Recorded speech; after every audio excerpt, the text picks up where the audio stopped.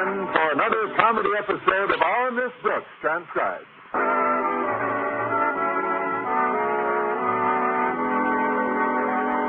By his own admission, Principal Osgood Conklin's astute leadership has molded Madison High into a streamlined machine which operates with the facile precision of a new car. But to our Miss Brooks, who teaches English at Madison, it's the same old jalopy. That's true. Mr. Conklin is the same old flat tire, and Mr. Boynton still needs his battery charged. But apropos of astute leadership, last Tuesday we solemnly and traditionally observed the birthday of Madison's beloved founder and first principal, Yodar Chris. The only Madison High principal ever to be awarded a Distinguished Service Plaque by the Board of Education. Of course, Mr. Conklin has long been bucking for a similar honor, but inasmuch as the board has ignored him for lo these many years, I was not prepared for the news with which my landlady, Mrs. Davis, pelted me at breakfast. Connie, I was just leaving the market a few minutes ago when I saw Osgood Conklin pulling up in his car. He was grinning from ear to ear.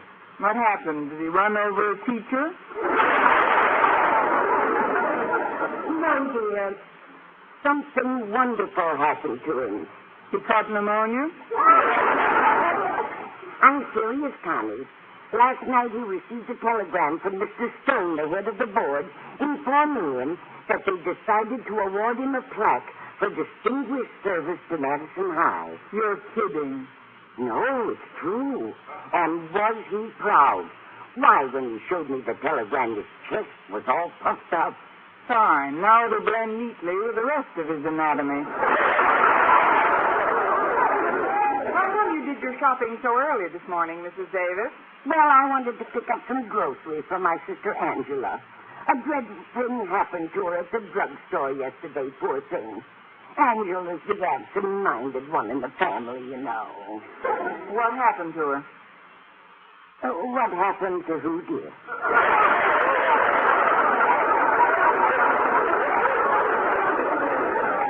You started to tell me what happened at the drugstore to your sister Angela. She's the absent-minded one in your family.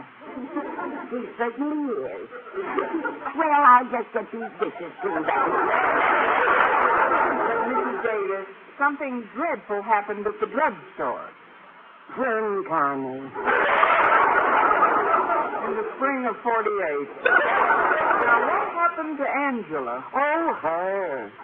She bumped her head on the pinball machine, and the blow caused amnesia. Amnesia? Couldn't even remember her own name. Well, when the druggist sent for the police, Angela became so hysterical, she called him some awful names, Connie. But realizing she had amnesia, he forgave her for that, of course. Well, that's fine, but... Anyway, when her mind snapped back to normal, she felt terribly embarrassed. You know what a shy, sensitive, sweet old lady Angela is. Yes, I do. But what caused her mind to snap back to normal? She bumped her head again getting into the patrol wagon.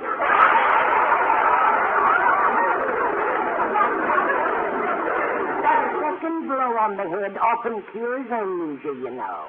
I'm sorry I asked. Oh, that's probably Walter Denton to drive you to school. I'll go cook up some breakfast for him, dear. All right, Mrs. Davis. Come in, Walter. Greetings, O Queen of Madison's faculty. I bow to the teacher for whom I have not but the highest regard. And I bow to the student for whom I have not but the lowest mark. Sit down, Walter. Mrs. Davis is getting your breakfast. Oh, splendid. Miss Brooks, I happened to pass Mr. Conklin's house last night. Well, I didn't actually pass it. I dallied there just long enough to let the air out of his tires. Same. What? How could you? Well, it's easy. You just press the little valve down and... Call it retribution, Miss Brooks. Yesterday, I accidentally broke a window in Mr. Conklin's office, and it made him so mad he saddled me with a whole week's detention. So I decided to take out its value in trade, sort of. by playing a series of innocent little pranks on the old boy that are guaranteed to make his life utterly miserable. I'm afraid there's nothing you can do to pull Mr. Conklin out of the happy clouds today, Walter. Last night he received a telegram from Mr. Stone informing him that the board has decided to award him a plaque for distinguished service. Oh, Mr. Stone didn't send that telegram? He didn't? Of course not. I did.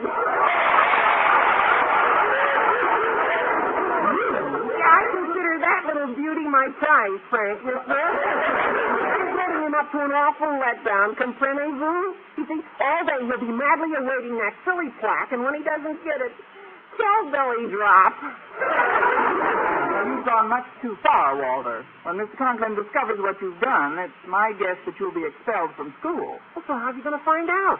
Well, every criminal overlooks one little detail, Walter, and you're no exception. When Mr. Conklin fails to receive the silly plaque, it's only natural he'll investigate. First of all, he'll call the telegraph office, and the whole truth will come out. Holy cow! I've created a Frankenstein. Gosh, if I should be expelled, what'll I say to my pop? Oh, you've got to help me, Miss Brooks. You wouldn't want to see me get the old heave-ho, would you? No, I wouldn't, Walter. But my sympathies are also with poor Mr. Conklin in this matter. When I think of his fondest dream blowing up in his silly face, it's positively cruel. Hold it a second, Miss Brooks. Hold it. I've got the old bean working. So I created a Frankenstein, okay? So now I've created a little scheme which, with your help, will slay the monster in his lair. What's the layout, Louis? Before school this morning, you will drop into Mr. Conklin's office and subtly remind him of the case of the former Madison principal, Mr. Hargrove, who modestly declined the plaque from the board. Now, they deemed his gesture so noble that 1 year later they gave Mr. Hargrove not a little plaque, but a statue of himself, which is now ensconced in our auditorium. In other words, you want me to convince Mr. Conklin that if he should decline the plaque, he'll set himself in line for a statue. Exactly. But rather, he'll never get the statue. Nobody can dream, can he? Well, don't you realize that if I should stoop to such a deception, I'd be a traitor, not only to Mr. Conklin, but to the school as well? Well, you all cooperate, huh? Okay. Just thought you were a friend, that's all. It's a desperate scheme, sure, but it's a desperate situation. You have your own problems, I guess. What happens to me doesn't really matter. Oh, now, please, no tears. No, I forgive you, Miss Brooks. If you want to let poor Mr. Conklin suffer to the point where my father will beat the daylights out of me, that's perfect. I'll be expelled. Okay, so what? You just can't help me. Oh, now, please, Walter. After all, you can't be a traitor. Who can't? Dry your eyes and call me Benedict.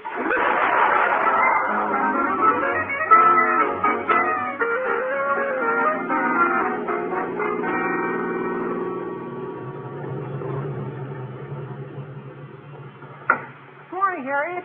Oh, hi, Walter. So wasn't that Miss Brooks you just dropped off in post school? Oh, yeah, she was in a hurry to get to your father's office. Oh, well, she'll certainly find him in a wonderful mood. Daddy got a telegram last night, Walter, and you'll never guess what it said. And what do you bet? It was from Mr. Stone. The board has decided to give Daddy a plaque for distinguished service. Yeah, sure. Oh, Walter, look who's pulling up. Oh, good morning, Denton. Mr. Stone, are you going to see Miss Conklin, sir? No time for that now. Just stop by to say hello. And how are you, Harriet? Oh, I'm simply thrilled, Mr. Stone. Last night when Daddy received your telegram... A telegram? From me, a telegram? Oh, well, perhaps my secretary sent it off without my knowledge after our meeting yesterday afternoon. It wasn't until 5 o'clock that we arrived at the decision. The decision, Mr. Stone? Yes. The board has decided to give Mr. Conklin a plaque for distinguished service.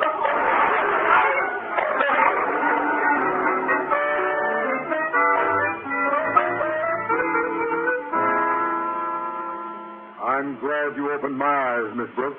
If Mr. Stone thinks he can brush me off with a silly plaque, he's sadly mistaken. A statue. That's what I deserve. Oh, please, Mr. Conklin, I didn't mean to upset you. I'm grateful to you, my dear. What a fool I've been. To think that I've been sitting here in sheer ecstasy, mentally savoring that putrid plaque. I will sign the plaque, of course, modestly and in a letter, as you have suggested. I'll get my personal stationer from my inner office, Miss Brooks. Excuse me one moment. Take your time, Mr. Conklin. Miss Brooks, I've got to talk to you. What is it, Walter? Tell belly drop again. Everything I said in that phony telegram turned out to be true. What? I just saw Mr. Stone, and he told me the board has decided to give Mr. Conklin a plaque. But I've already talked Mr. Conklin into declining it. But then you've got to reverse course and talk him into accepting it. I'll wait out in the hall for you, Miss Brooks. Good luck. Good luck. Oh, great. Did I hear someone in here, Miss Brooks? You couldn't have. You're smiling. No, sir. If you heard the door slamming, it was just the wind. Now, if you'll excuse... Oh, hold on. You know, I was just thinking. I've given my all to this school. 5 years of faithful service. Mr. Hargrove served less than half that time, and for that, he got a statue. Yes, and what an ugly monstrosity it is. It's no wonder the students parked their messy chewing gum all over him. I think you might be happier with a plaque after all, Mr. Conklin. Nonsense. I shall write the letter of declination as per your original suggestion, Miss Brooks. In it, I shall request a reply. You will wait for it. For a reply? Signed and sealed by Mr. Stone himself. But, sir, why complicate? I have spoken. Run, Miss Brooks. Yes, sir. Bye, Mr. Conklin. Well, Walter, it seems congratulations are in order. Congratulations? What do you mean, Miss Brooks? Remember that Frankenstein you created? He just had a baby.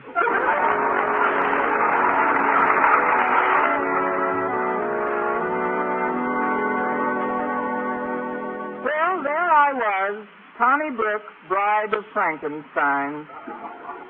Star of Walter Denton's Pulitzer Prize-winning scheme entitled, I Gave You the Bag, Miss Brooks, Now Hold It. As I was about to leave my classroom at noon and head for Mr. Conklin's office, something entitled, That's What I Want for Christmas, came in. Hi, Miss Brooks. Hello, Mr. Barnes. Are you busy? No, what's your best offer?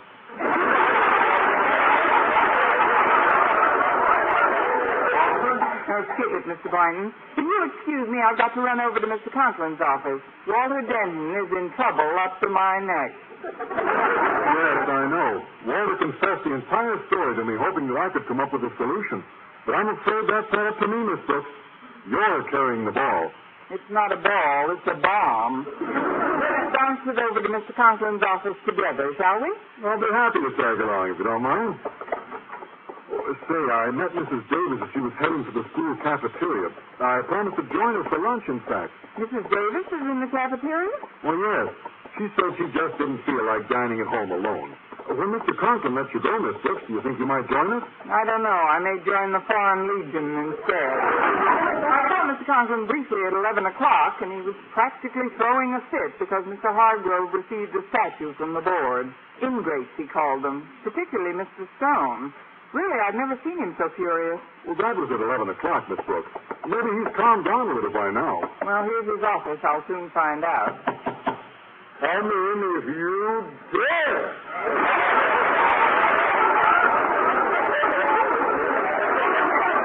Yes, he has calmed down a little. Hi, Mr. Boynton. Aha! Before you leave that inkwell, please observe that I have entered under a flag of truce. Let's dispense with the levity, shall we? Miss Brooks, instead of writing to Mr. Stone, I have decided to have a little chat with him. It's clear to me now that in view of my outstanding record, the board would have given me a statue long ago if Mr. Stone had not been working insidiously against me. Oh, you mustn't jump to conclusions, Mr. Conklin. After all, Mr. Stone is your superior, sir, and if you should flare up in his presence... Well, I see your point. Yes, you're perfectly right. Self-control, that's the figure. Osgood Conklin speaking.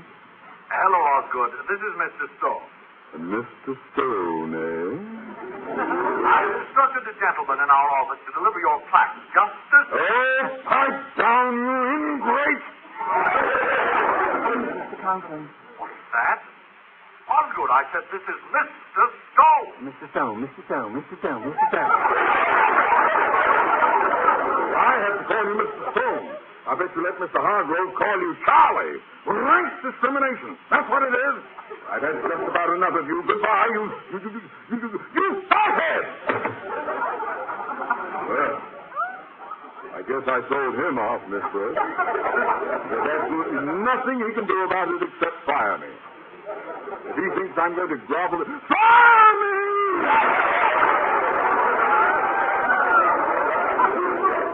I have a wife and child. Look what you made me do. Who, me? Yes, you.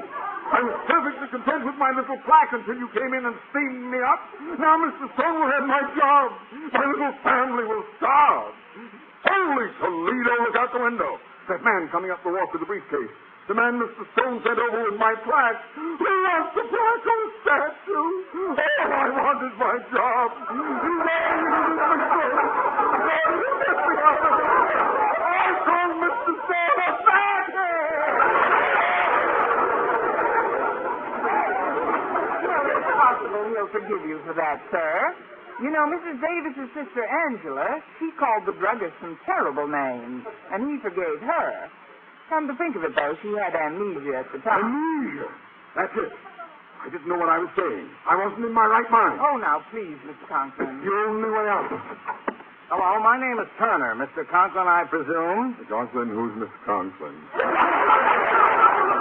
I Run along, boy. I've got amnesia. Amnesia? Tell him, lady.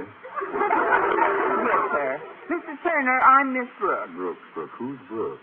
I've been taking care of Mr. Conklin here, sir. The amnesia came on suddenly, an accident. Oh, I'm sorry. Sorry? Who's sorry?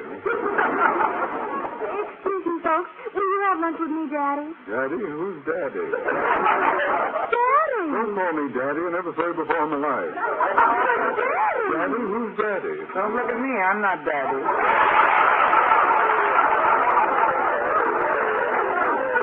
What's wrong with Daddy, Miss Brooks? Brooks? Who's Miss Brooks?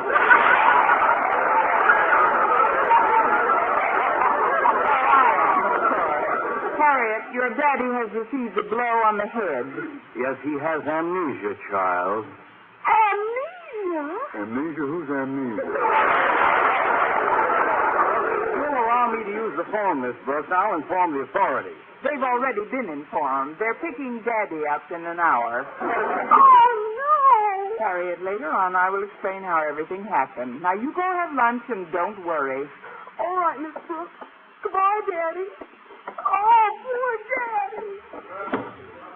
You can just leave the plaque here, Mr. Turner. You needn't take it back to the board. I don't know anything about any board. I just came in here to sell a few brushes.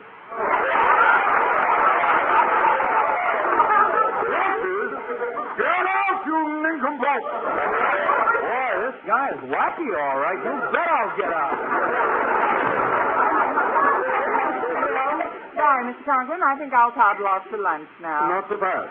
To be perfectly candid with you, Miss Brooks, I wasn't too fond of the amnesia bit. Didn't sound convincing to me. Nor to me. And I'd advise you to get the old brain working on a totally different scheme to clear Mr. Stone. Something clever. But, sir... Think. Dream up some nice, dirty, juicy plot. Remember, I hold you responsible for my present plight. So if I'm booted out of this school, I'll take you with me. That's the dirtiest, juiciest plot I ever heard.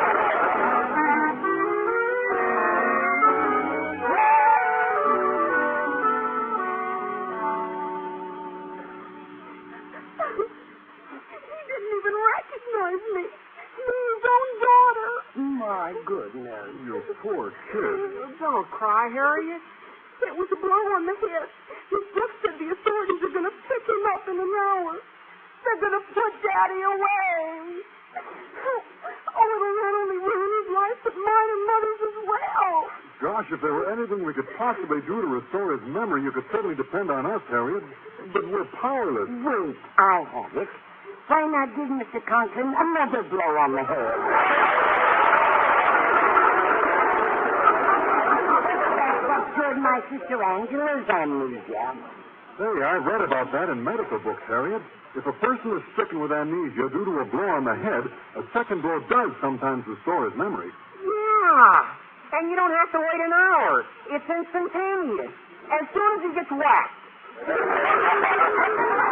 Particularly effective if the blow is delivered by surprise. Oh, but I wouldn't want anyone to hit Daddy. It's a blow that may mean the happiness of your entire family, child. Now, you must be brave. Would you like to give it to him with my umbrella, Mr. Banton? It has a mahogany handle. You'd better leave me out of it, Mrs. Davis. I'm too strong for the job. Let Walter do it. No, not me. It's impolite for a student to belt one's own principal. It doesn't have to be impolite, Walter. When Mr. Conklin opens the door, just say, "Forgive me, sir," and bend the feet. Please, Harriet, if there's one thing that breaks me up, it's the crying of a female. I'm the same way. It just tears the heart out of me. You haven't the courage to help poor Daddy, neither one of you. Yeah. Well, if you folks will excuse me, I want to go upstairs and kind of think a little. Guess I'll take a stroll over to the gym and maybe think a little. Goodbye. Goodbye. So long. Oh, no. You just can't depend on them. Well, you just dry your tears, Harriet. I'll think of something. Now, let me think. Think, Miss Brooks. I'm trying to, sir. How's this? You go home, and I'll wait here in your office. Now, when Mr. Stone arrives, I'll tell him you haven't been in all day and that the person who called him those nasty names on the phone must have been a prankster imitating your voice. What an idea. I wasn't even here. An imposter impersonating me. Splendid, splendid. I'll get out of here, but... Look, the window. Mr. Stone's coming up the walk. Holy cow! If I tried to make a run for it now, he'd see me in the hall. I can't go out the door. Can't go out the window. What do I do? Well, it's a little early for the chimney, Santa. You're trapped. My family's at stake. He mustn't see me here. Wait. I've got it. A daring scheme. Oh, no more schemes, please. He won't see me. He can't see me. Not if I render him unconscious with a quick, painless whack on the noggin. What? Slug the head of the board? The moment he opens that door. You lost all sense of reason, Mr. Conklin, when one's hysteria carries him to the point of... Stand back and be quiet. One quick blow and it's all over. Osgood, what's the meaning of... You knocked him out. Cold. Oh, I've got to revive him. Wake up, sir. Wake up. Mr. Conklin, wake up. Stand back, Mr. Stone. Maybe if I slap his face a bit. Mr. Conklin. Mr. Conklin. Why, that maniac was throwing an uppercut at me. I had to defend myself. He seems to be regaining consciousness. What happened? One quick blow and it was all over. On your feet. You've got some tall explaining to do, Osgood. Osgood? Who's Osgood? Mr. Stone. I was hoping you'd drop in, sir. How I missed you. He didn't miss you, Daddy. I seem to be missing a tooth. Osgood, why did you take a swing at me as I entered this office? Me, sir? You're mistaken, Mr. Stone. May I be struck by lightning if I get the door? I'll get it. Forgive me, sir.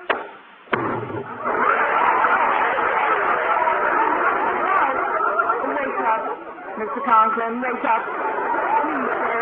Denton, are you in the habit of knocking out your principal? No, sir, this is my lucky day.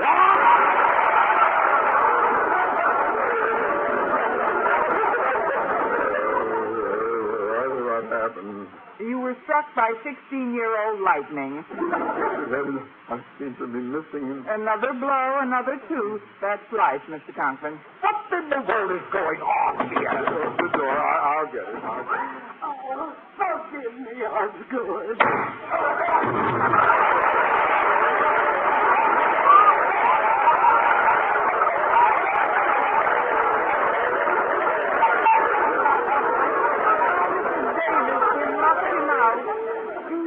It has a mahogany handle.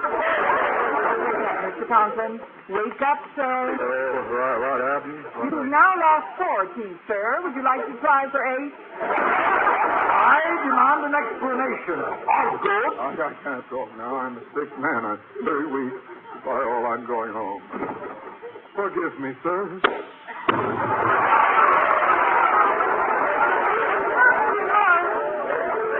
Wake up. Wake up, Mr. Boynton. Wake up. At least I got in one good look.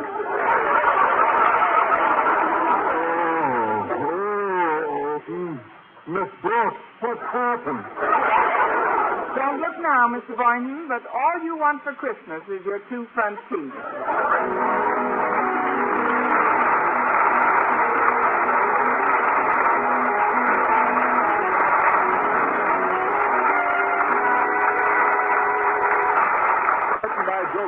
With the music of Wilbur Hatch.